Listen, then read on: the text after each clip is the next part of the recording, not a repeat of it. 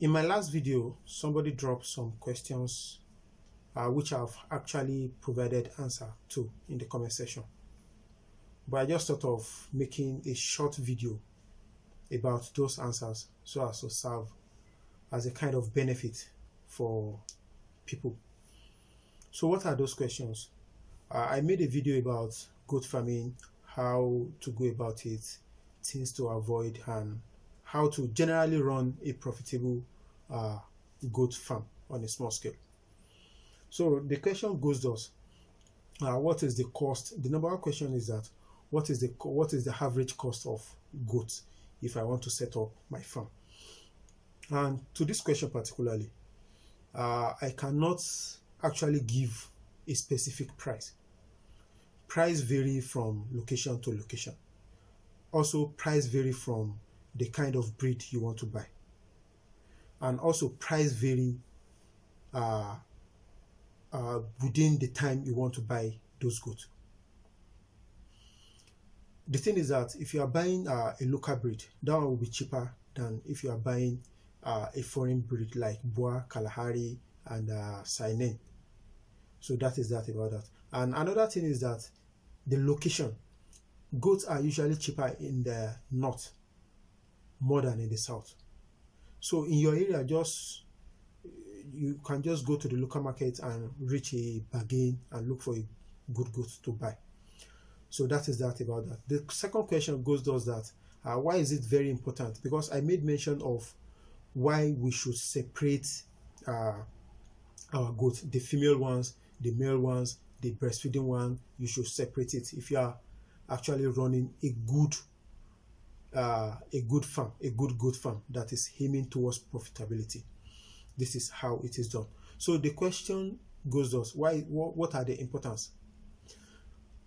To answer these questions, I would like to cite the example of a pregnant goat and a breastfeeding goat. These are two different stages in goat farming.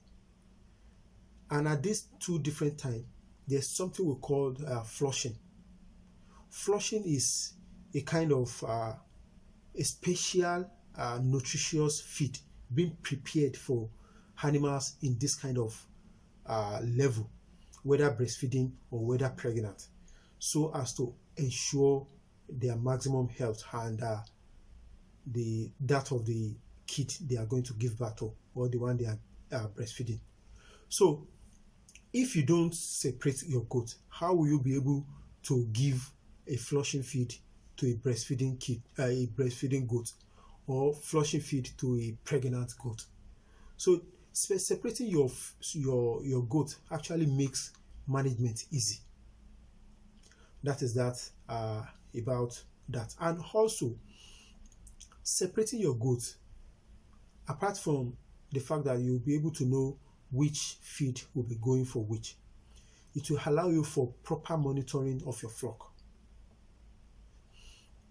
So the last question goes thus that why did I recommend that you should not allow your goats to mate indecently? You only because in the video I advise people to allow mating during the time they want the mating to occur. They should not allow the male and female together.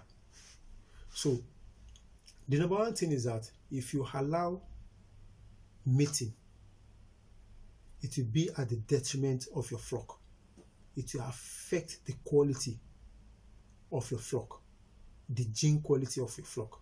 Because if you don't separate them, number one thing is that inbreeding will set in. What we call inbreeding is a situation whereby a goat is mating with its mother, or a goat is mating with its sister, inbreeding, breeding within family, which is very bad for the productivity of your farm, because this will destroy all those traits in your goat that you cherish so much, and it will it will make all those bad traits to come out in your flock. So these are the reasons why you should do away with just packing your goats together in one house. It is not ideal. And lastly, people usually make the mistake. You want to establish your own small-scale goat farm with the budget of starting with, for example, let's say 20 goats. Then you go to the market, you buy 10 female goats, 10 male goats. It is very wrong. Except you are looking towards the direction of fattening.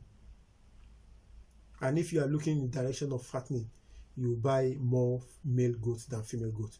But if you are looking in the direction of breeding and mass production, you don't need much male goats. All you need is just a fraction of male goat, because in actual sense, one male goat will service up to 10 to 15 female goats. So if you are looking in the direction of having like 20 flock, starting with 20 flock of animal, just 2 male goats is okay to service them. So with this, I think I've answered some of this question in a more elaborate way. So if you find this video valuable and helpful one way or the other, kindly give it a like and share with your friends. And if you are watching for the first time, kindly click on the subscribe button to have access to more of our videos. Thank you so much. Thank you for your time. See you on my next video.